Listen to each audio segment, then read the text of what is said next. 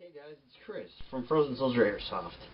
And guys, I apologize for not making any videos. We've just been really busy lately, and I've had a lot to do with work, and I know it's kind of a pathetic excuse for 3 months, but yeah. Anyhow, so guys, for rewarding you guys who have been faithful to us for 3 months, today we are going to do a review on the S&T PPSH 41. Now, this is like a phenomenal weapon, just to start off with. Build quality is amazing. Externally, it's amazing. Internally, well, that's a different story. Anyhow, guys, so this gun is pretty self-explanatory. In the box, you'll get a manual, your 2,000 round high-capacity drum mag, and, of course, your S&T PPSH 41. Now, anyhow, guys, we'll start from front to back on this gun. So everything that you see here, anything that is black is made out of stamped steel. So this thing is like, I mean, you could like freaking like dig a hole with it, or use it as a chair, or run it over with your SUV, and it'll still be okay. The front sights are not adjustable. Just word of the wise there. They are fixed, but they are very nice. I've always kind of liked the PPSH 41 sights. Anyhow, moving down here, here's your sling attachment point. Now this is meant for a 1-point sling, and there's no sling that's going to specifically fit it except for a quality reproduction or the real PPSH 41 sling, because the sling was specifically designed for this gun itself. Anyhow, so moving down, on the top you get nice trades right here. Stamped into the steel is a little Russian star.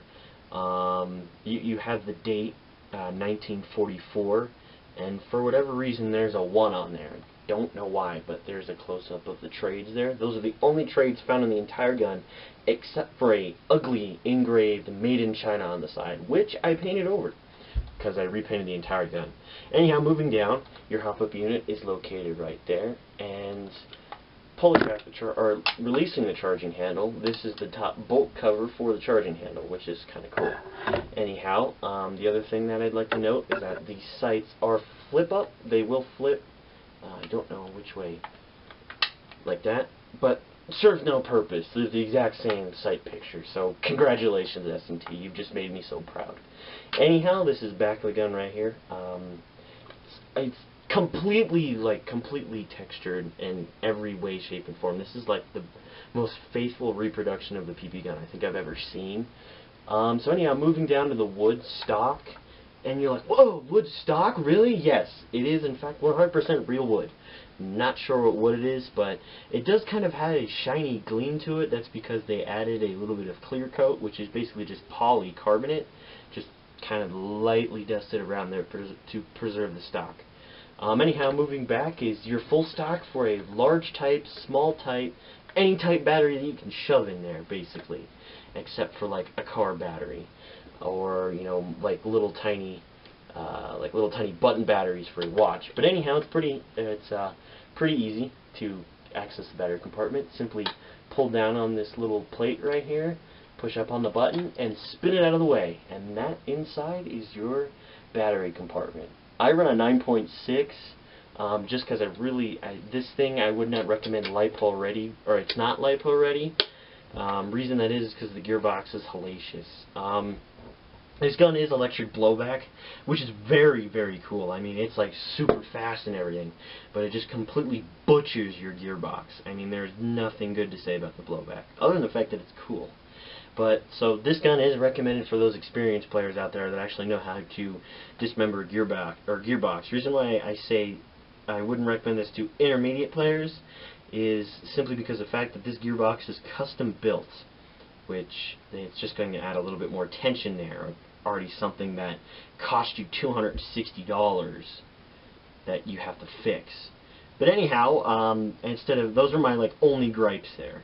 But anyhow, now to shotgun this weapon, which basically means to field dress it and or take it apart, for you those people that don't know those military terms, you simply pull back on the charging handle, lock it in place, and push up, and there you go. You get access to your gearbox and your barrel assembly. Another thing I'd like to note is that right here, this little screw Uh-oh, you guys know what that is. It is a quick change spring system, so that is always good, because the FPS is kind of iffy on this one. It's between, 370 to 380 feet per second, which it's not really CQB, but it's not really field either. So you can actually use this in a CQB or a field environment, depending on what kind of spring you put in. But the spring is pretty basic. It's just a standard, spring that all the Asian guys put in for your guns, since this one is made in China. I believe it's an M110 or an M100. I'm not exactly sure, so you guys can correct me on that in the comments below. But anyhow, that's basically it for the gun. Now, guys, stay posted. I will be doing a shooting test for this gun, as well as... Ooh, I got paint on my finger. Yeah. When you do custom painting, make sure you take the paint off before you put another coat of paint on. Just word of the wise. Anyhow, guys, this has been a review from Chris from FrozenSoldierAirsoft.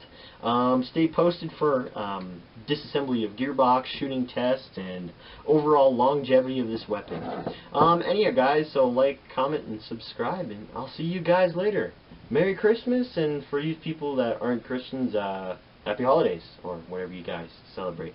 But anyhow, guys, thank you for staying with me, and I'll see you guys later. This has been Chris from Frozen Soldier Airsoft.